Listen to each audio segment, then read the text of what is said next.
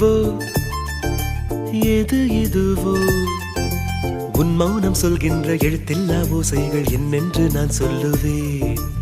இது அதுவோ இது அதுவோ சொல்லாத சொல்லுக்கு இல்லாத வார்த்தைக்கு ஏதேது அர்த்தங்களே. பெண் தோழன் நான் ஆண் தோழி நீ நட்புக்குள் நம் காதல் வாழும்